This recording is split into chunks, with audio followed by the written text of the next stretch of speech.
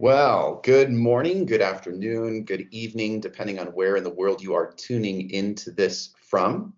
My name is Aaron Orndorff. I am the editor-in-chief at Shopify Plus, which is just a fancy way to say I do a lot of things with words. Today, we're going to be talking about, well, the elephant, the beast in the room, the freight train bearing down on all of us, holidays. 5 strategies fast-growing businesses use to beat holiday goals. Now, I am not the gentleman you tuned in to hear from, so instead, I want to introduce you to our esteemed co-hosts. Patrick Bissen is the owner of Planet of the Vapes, and he will be our all-star today. Interestingly, Patrick studied film, moved to New York with the dream of being a cinematographer, but after a few years realized his real passion was entrepreneurship. He's been selling vaporizers for 10 years, and Planet of the Vapes is 8 years old now. Here's the part I love about his bio. He is currently living the dream in Santa Teresa, Costa Rica, with 8 local team members and a growing remote team around the world. Not to be outdone, our resident Trustpilot review and rating expert, Charlie Ricalde, Senior Strategic Success Manager at Trustpilot, will also be along for the ride.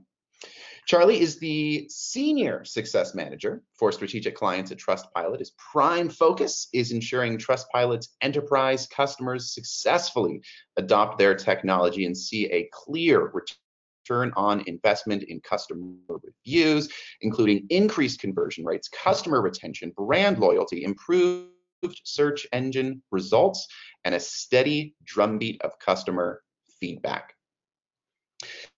Just to give you an idea of where we're headed, Planet of the Vapes is currently the #1 rated vaporizer store on Trustpilot. And let's throw up a quick screen grab of their current site. Reviews and customer ratings are a key element to building trust, which means building their business. Now, what did this translate into, and why are you actually here today? Let's take a quick look at the 2017 results. Planet of the Vapes increased sales on Black Friday 562%.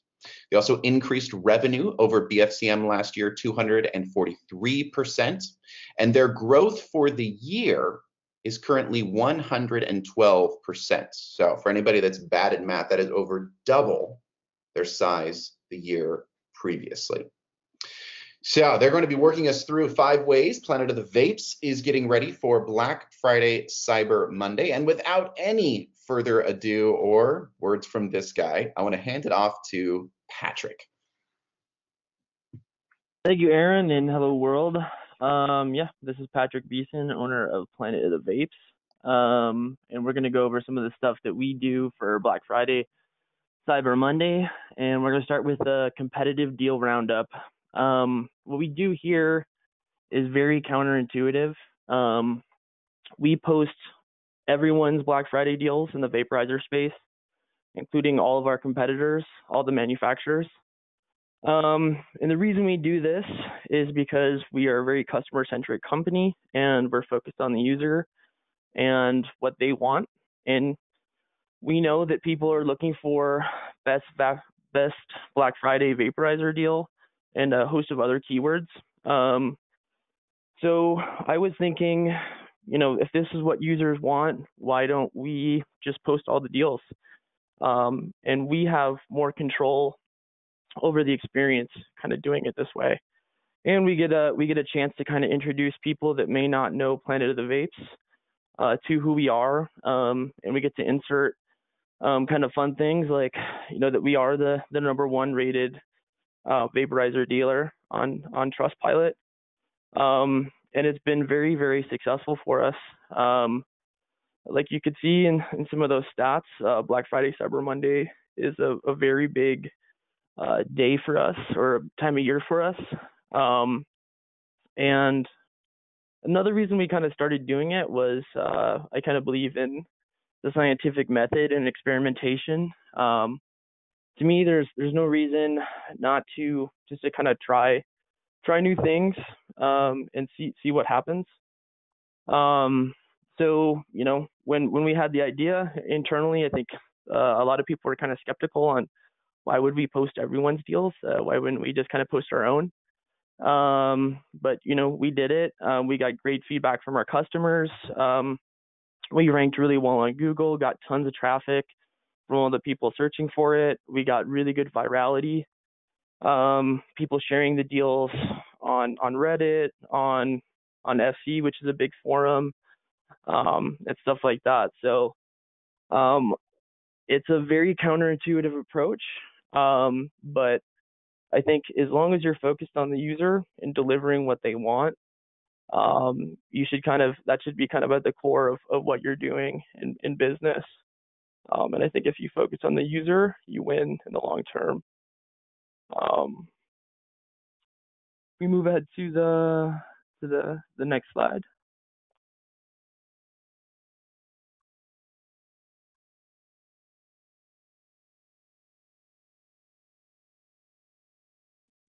Here. So yeah, this is our 2018 kind of roundup here. And you land, you see the banner. We think a lot about the user journey. So a lot of our traffic on this is coming from Google in the SERPs. So we have users that may have never been acquainted with Planet of the Vapes before. So we do try to think of like reasons to buy from us and reasons, how we can insert these messages into different places in the customer journey. So you see here, we're inserting the rated excellent on Trustpilot to let some of these buyers know that we are the number one rated seller on Trustpilot. Trust factors are huge, especially for people that are not acquainted with your brand. I think if you're doing a lot of content marketing and you're getting new users in through the SERPs, thinking about the user journey and specifically trust and how do you get those trust messages in really helps with kind of like getting people to trust you and kind of go from discovery to you actually making a purchase. And what you're seeing here is our kind of deal page. The page before, we do have two pages. The one is the roundup page where we post everyone's deals, and then this is kind of our page where it's just like the Shopify collection showing all of our deals. So we do more than just the competitive deal roundup.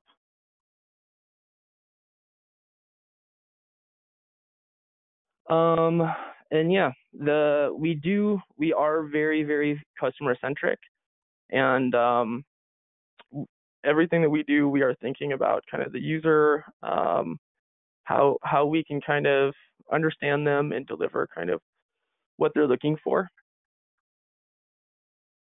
And this kind of goes through the entire customer journey. And I think as you can kind of see, like the user journey is very messy these days.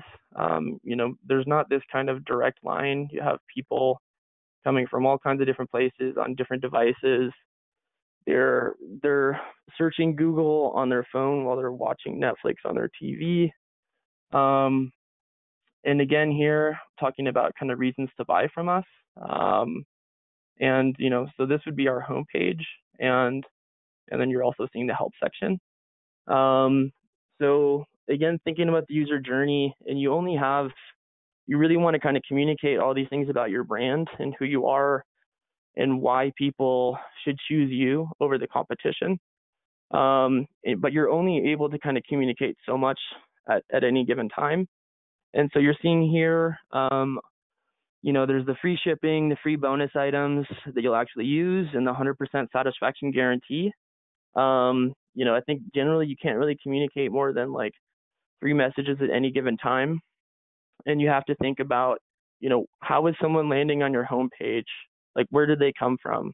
Or your product page, or a collection page, help page, any of that stuff.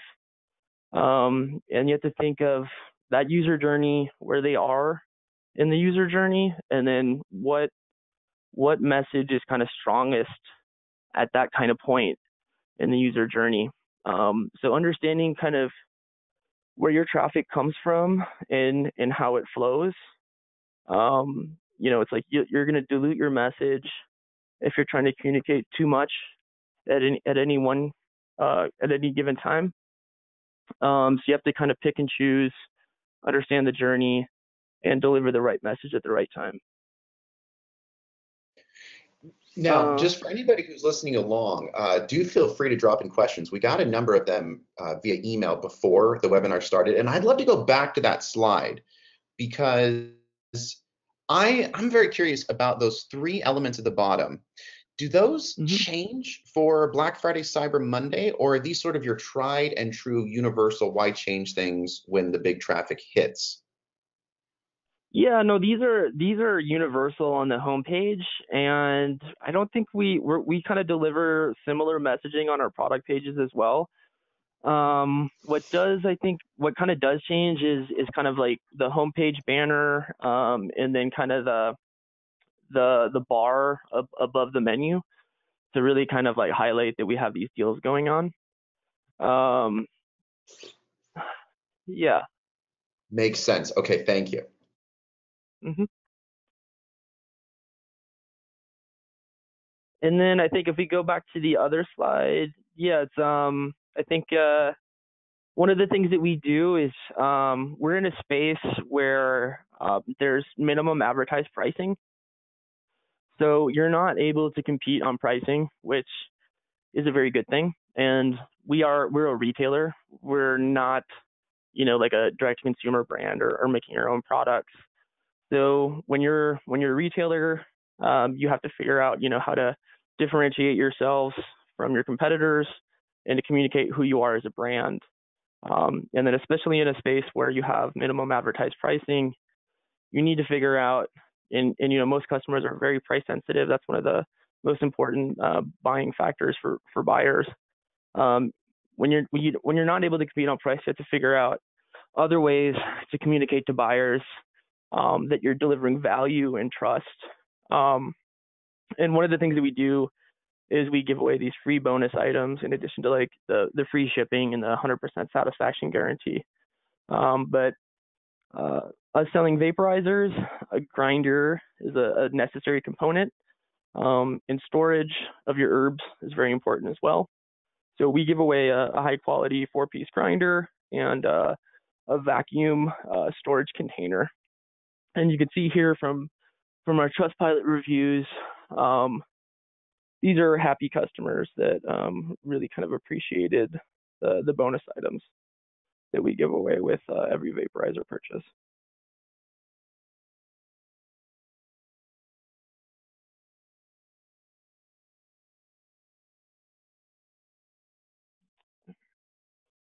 And yes, Black Friday, Cyber Monday, it definitely does put a lot of pressure on our customer service department. It is kind of surprising though that it's like there's a 35% increase in ticket volume, but essentially a 500% increase in sales. We do handle a bit more on kind of live chat during this time of people trying to get the deals and stuff like that. Kind of a lot more of that instant help. But it's a very important time to kind of have everything planned out and make sure that you're there delivering the service that your customers expect. And especially for us, one of our well, I guess our KPI, like our North Star KPI for customer service is our Trustpilot ranking. So you kind of, even when you're having your highest volume times of the year, you don't want to let down on your SLAs, and you want to maintain the same standards that you have throughout the entire year, even when you have all this pressure. And this is just a little slide of how we all stay aligned, because we do have about half of the team members in the office in Santa Teresa, and the other half is remote, and especially our customer service team is very, very strongly remote. So we use Slack and do daily huddles to kind of stay aligned. But this was kind of our kind of us all kind of celebrating going from a 9.4 to a 9.5, and that's very hard to do. I think that the higher and higher you get, it becomes like exponentially harder to kind of move that number up. But I think we're always kind of working to continuously improve the experience we deliver for customers. Yeah, this is just one of the ways that we kind of all kind of stay aligned with kind of a remote team.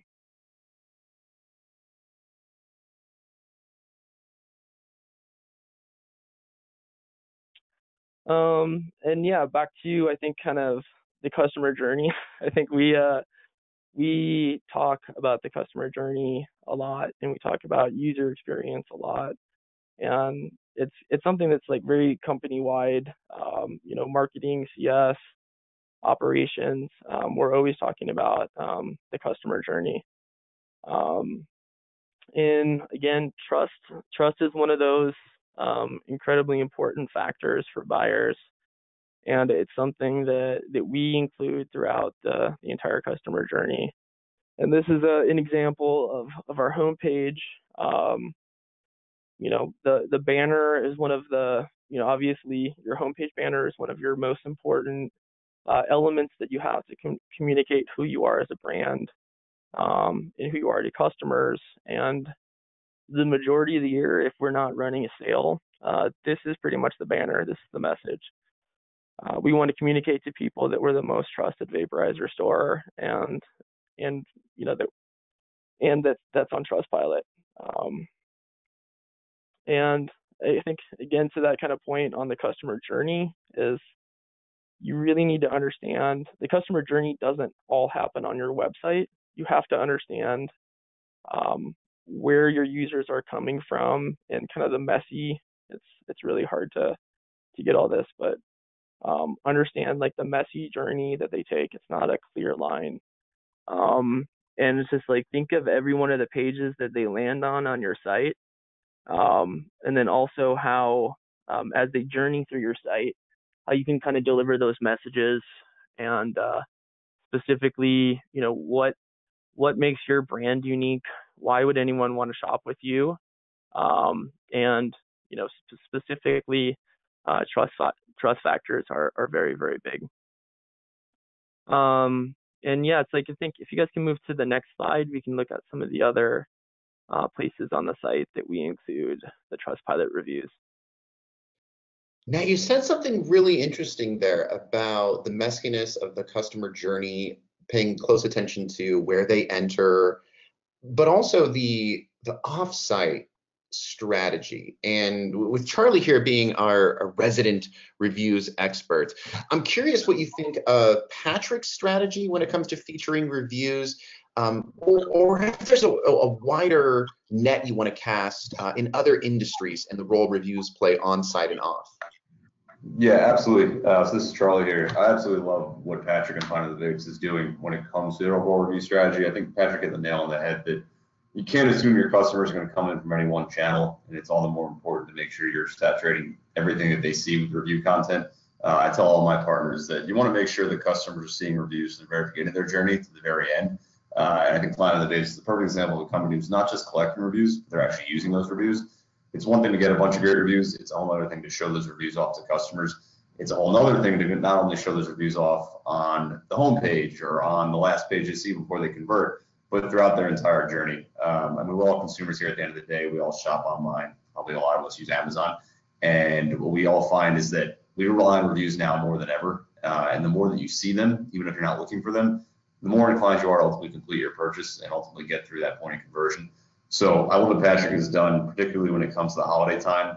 There's obviously a lot of increased traffic coming to your site. People may not have heard of you before. If they're clicking on an ad, you obviously want to optimize the spend that you just put into that click. You really want to make sure that they are getting everything they need in a very quick view. So as Patrick is doing at Planet of the Vapes, putting reviews on your homepage, putting them on a product page, putting them in your email campaigns, you name it. At the end of the day, you don't really know how they're going to get to you. You just know that you pretty much get one shot before they go and potentially look at a competitor. and all the more reason to make sure you have that content everywhere, which I think POV has done a phenomenal job of. And I would encourage any other business, either using Trustpilot or not, to consider something similar, because it just shows pretty consistently people, they want to hear what other people have to say. It's unfortunate. They don't really care what you have to say. They don't really care how good you say you are, right? Those days are kind of over. They want to hear what somebody else has to say about how good you are. And if there's enough content to reinforce it, like Planet of the Vapes has, they will reward you accordingly. And that's actually a pretty perfect transition into the fourth of 5 points, which is, okay, how do you then take this offsite and to your customer instead of just waiting for them to come in to you? Patrick?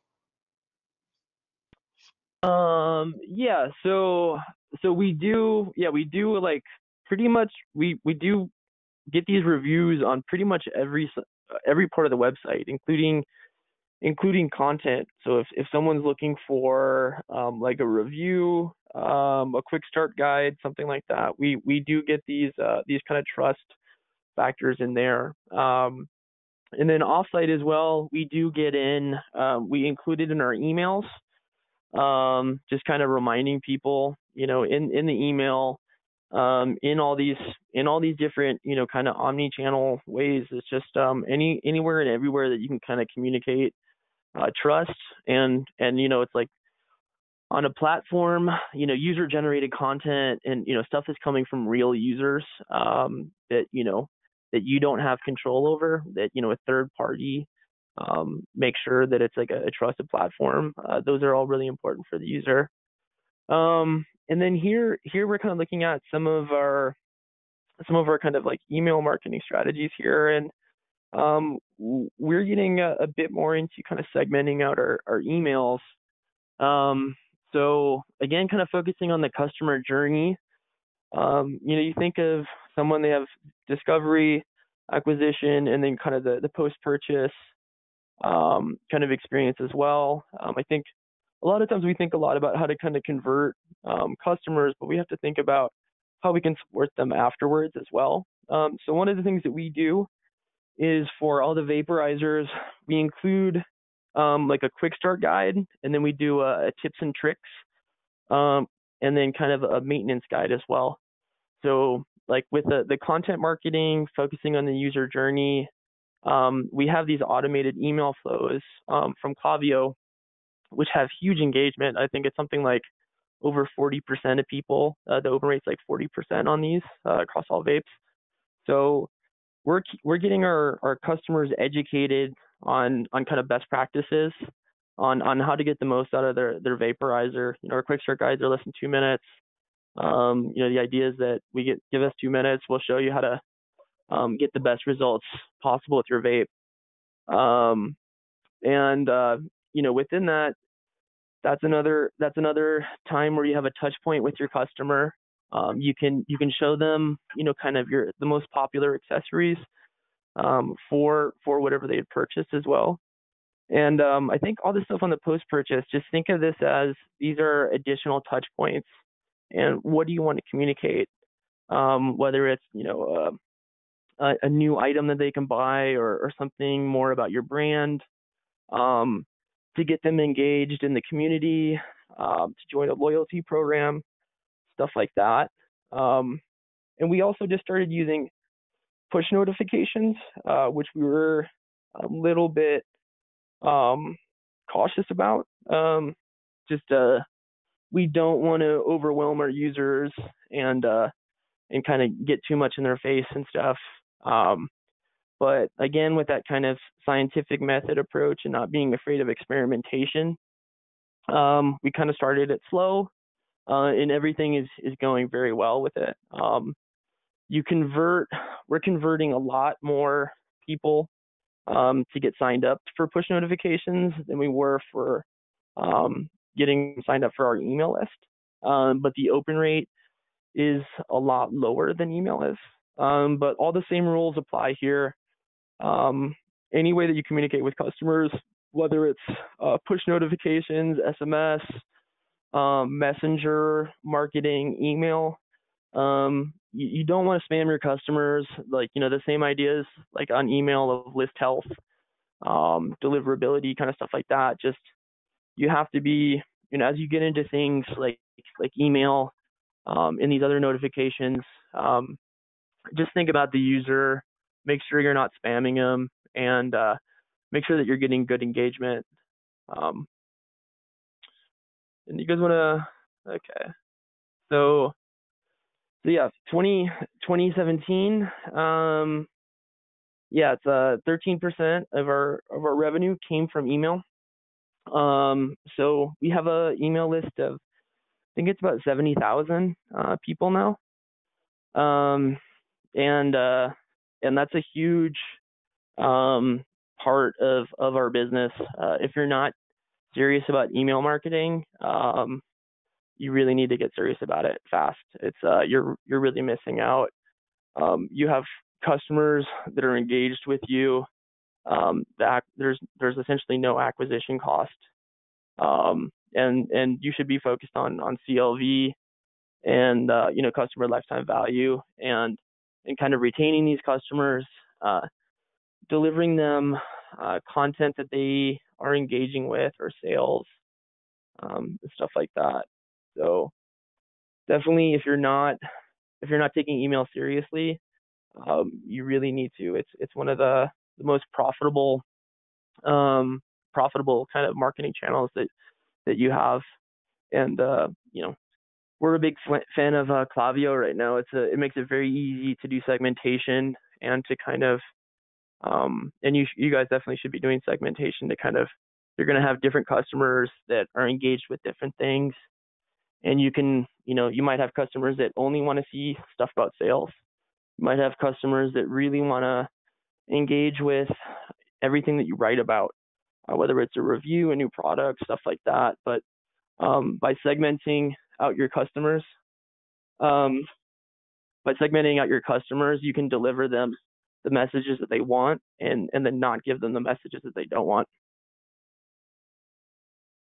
And honestly, I would echo everything that was just said about email. We do a big Black Friday, Cyber Monday data dive every year across Shopify. And this year, it's going to be that 600,000 plus merchants, so one of the largest data pools in online retail, period. And email, as the highest converting source of traffic and highest revenue source, it always comes through like a wrecking ball. And some of the standout people, like Planet of the Vapes, when we talked to Blenders Eyewear, who just absolutely destroyed their previous Black Friday, Cyber Monday goals in 2017, and they're doing it again in 2018, to avoid that email fatigue, because everybody, unleashes during the holiday season. That segmentation came up over and over again, and I can't say enough good things about Klaviyo as well, and just the simplicity and the way it overlaps and interlocks natively. And I would also add, I think that like that 13% of revenue coming from email, like that's that's almost kind of it's almost like a bad number, because it's just like, because we have so much success with our the Black Friday Cyber Monday roundup, where we get this virality in social, and we get tons of traffic from Google. It's like the actual the amount that we get from email is really big, but then it's just like, because of the roundup and like the other channels that are just like killing it.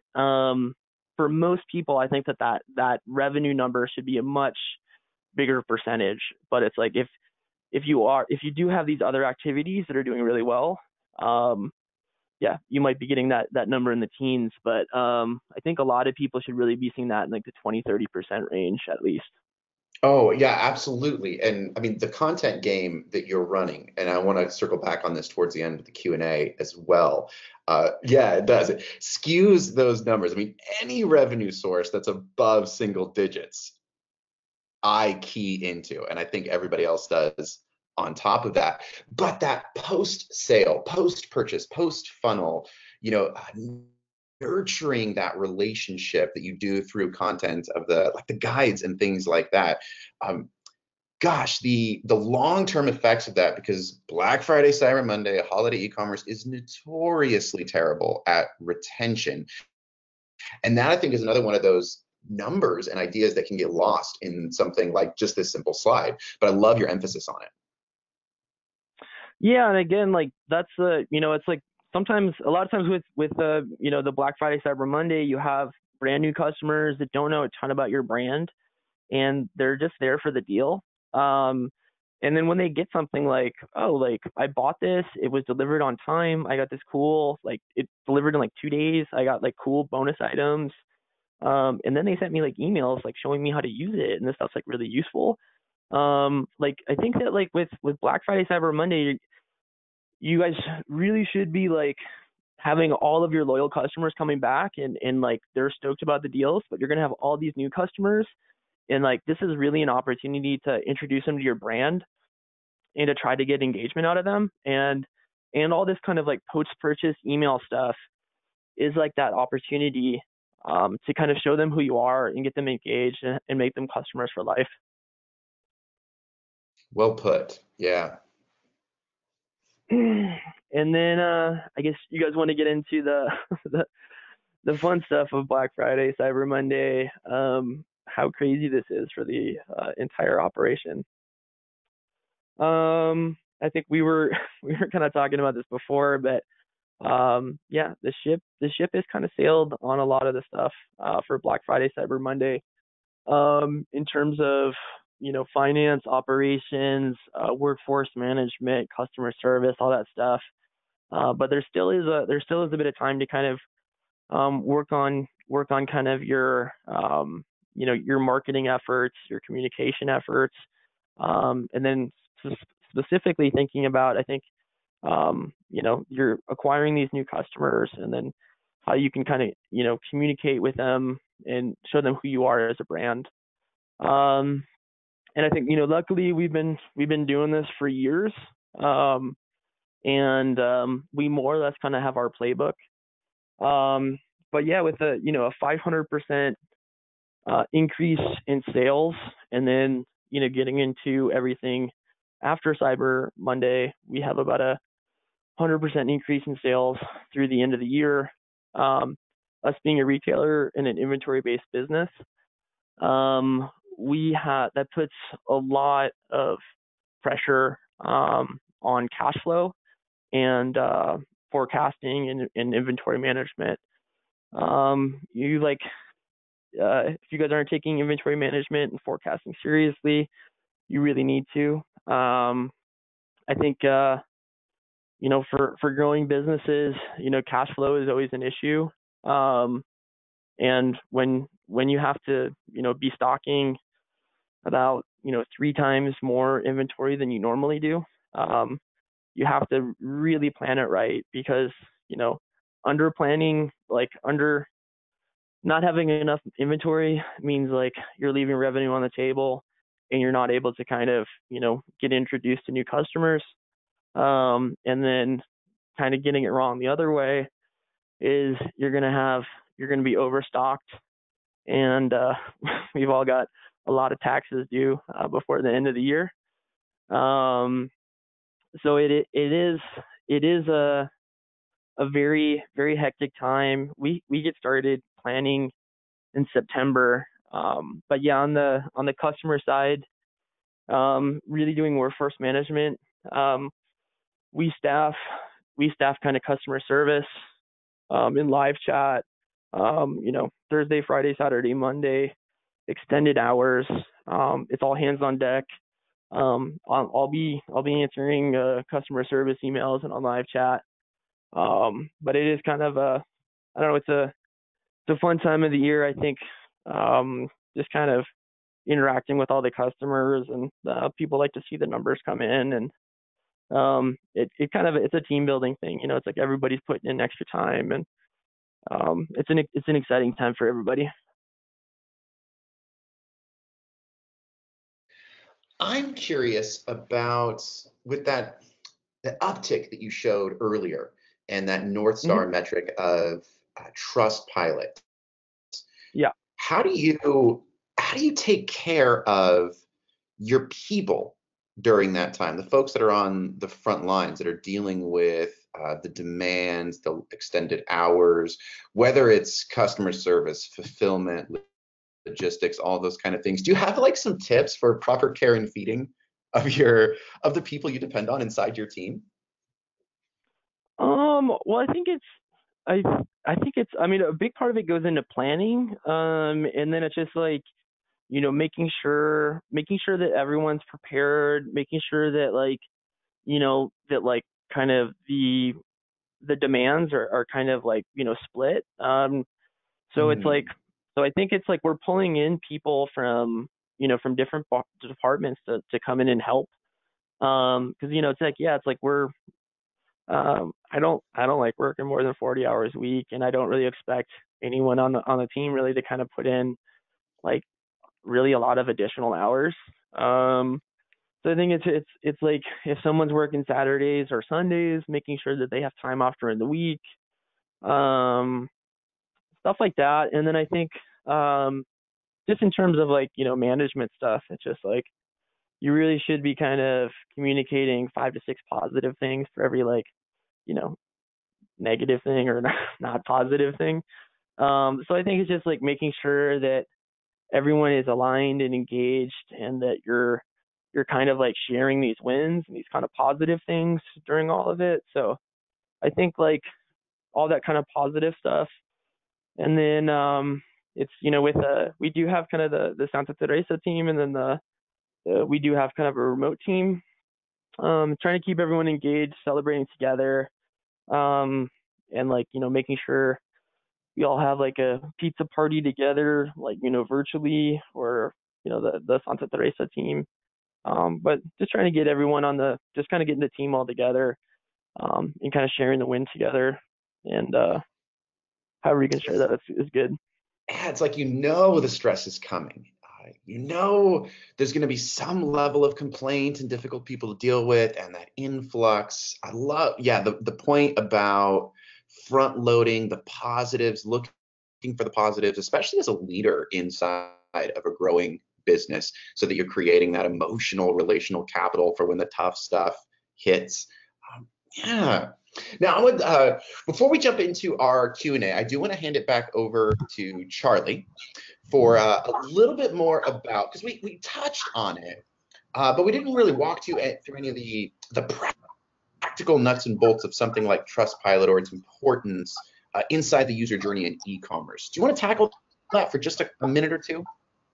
Yeah, for sure. Thanks, Aaron. So for those of you who may not know, Trustpilot is a customer review platform helping customers leave reviews and helping companies collect reviews. And at the end of the day, we really want to help customers basically improve companies and have companies just build better experiences for their customers and the feedback that they're seeing.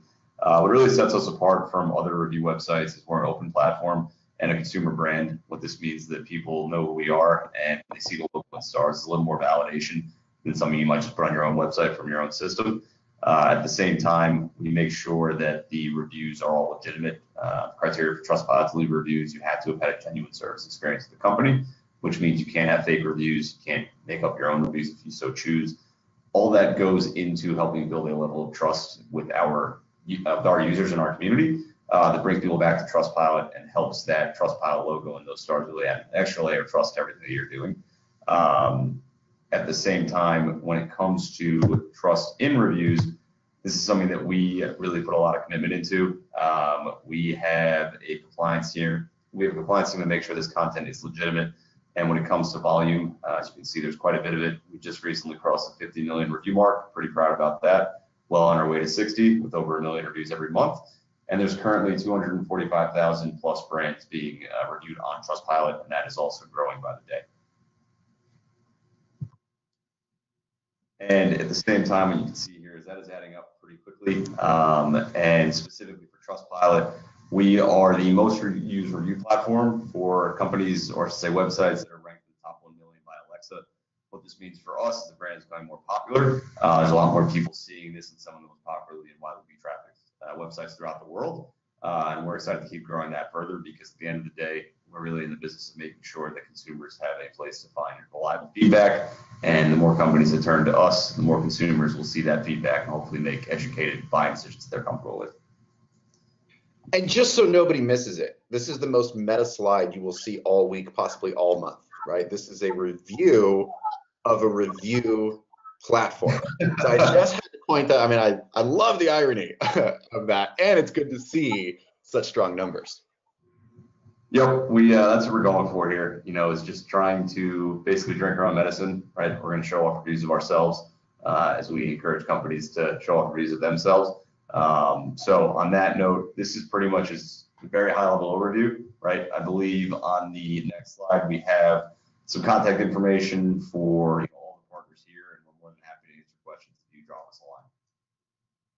Yes, and on that note, questions. I've got one. I've got to get out of the way before I jump in. If you've got questions of your own, be sure to plug those into the question box inside of GoToWebinar. Lest I should get in trouble, Patrick, with the people who pay me, right? My bosses. I gotta ask why you wonderful people choose Shopify Plus.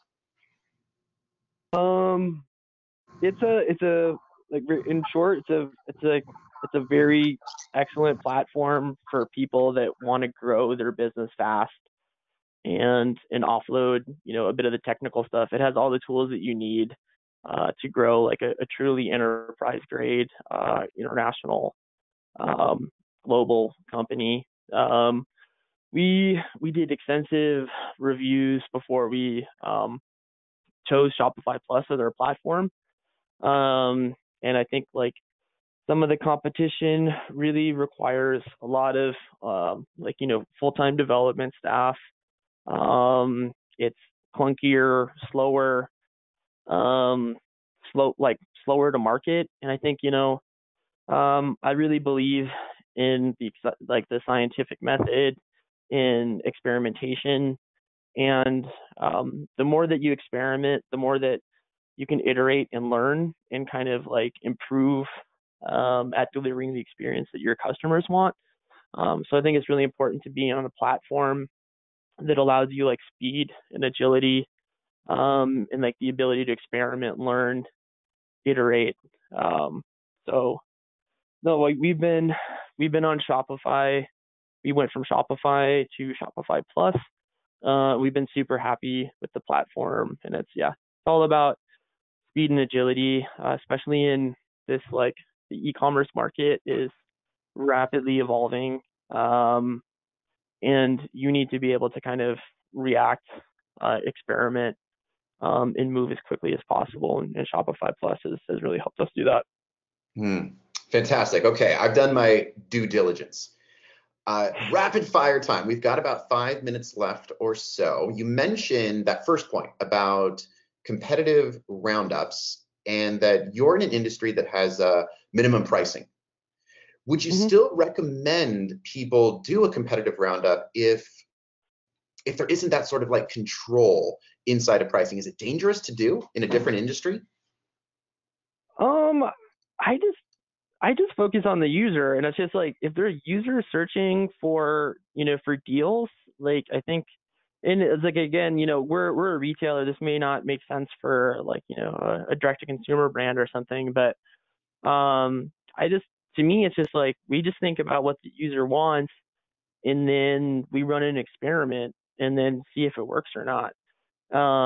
But I think for us it's like a lot of times like marketing doesn't have to be that complicated. It's just like, sometimes trying to get, a lot of user data can be complicated, but like, something like, oh, like we did some keyword research and a lot of people search for Black Friday vaporizer deal. Like, well, would it make sense for us to publish everybody's? So we did it. But it's just like, if there are people searching for stuff and if people want stuff, like, why not deliver it? And I think it's like, they're going to hit somebody's page, they're going to find what they're looking for. And it's like, if you're the person that they land on their page, you get to control the experience and you get to introduce them to your brand. So I would definitely explore it. Yeah. Now, this one goes over to Charlie, because obviously we've talked a little bit about how Trustpilot connects, integrates with Shopify Plus, but a lot of the things that Patrick was highlighting, like in their email marketing. What's the overlap interconnection? Is there heavy lifting involved? How do you seed from a tactical perspective those reviews throughout the process? Do those connections exist? Yeah, when it comes to putting Trustpilot in your emails, is that what you're asking? Emails, doing them in your ad campaigns, whether on Google or social, those sort of things too. Yep, absolutely. So Trustpilot has a lot of out-of-the-box integrations on the email side of things on site, also to build out creative images for ads, social, what have you. Pretty much all that's out of the box when you're a Trustpilot partner, and most of it just requires building a widget in our system. It takes, 30 seconds. You drop that on respective medium of choice, and you're good to go. Wow.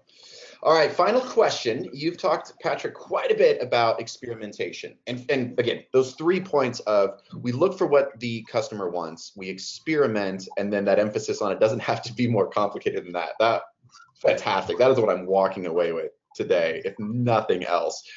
Without giving anything away, are you planning any Black Friday, Cyber Monday holiday tests? Or when it comes to those high traffic, high volume days, do you just turn it off? Oh, I'd have to check in with marketing. I don't think so. I think this is one of those, sometimes you run an experiment, you validate it, and then all right, there's nothing else to experiment with here. I know we've been doing this for a few years, and I think it just kind of keeps getting refined a little bit more. But some of the stuff that we've found is kind of crazy, where it's just we'll sell hundreds of units, or some of our number 2 or 3 best sellers, we're running a 20% off discount, and then on our roundup, one of our competitors is running a 35% off discount, and that's just damn, that really didn't seem to hurt us. So no, I don't think. I know that we're, things just get, I think things just get kind of refined more and more. But I think that the core strategy, 3 years ago, and now it's just well, plenty to chew through. In fact, I know a lot came your way. If you were tuned in today, you're going to get a recording of this. If you have follow-up questions, do feel free to hit up the links there on the questions page, or just the email addresses as well. Both of the gentlemen that joined me today have been incredibly giving so far, and I have every expectation in the world they will continue to be. So thank you to Patrick, thank you to Charlie, Trustpilot, Planet of the Vapes, and we will see you around. Thank you.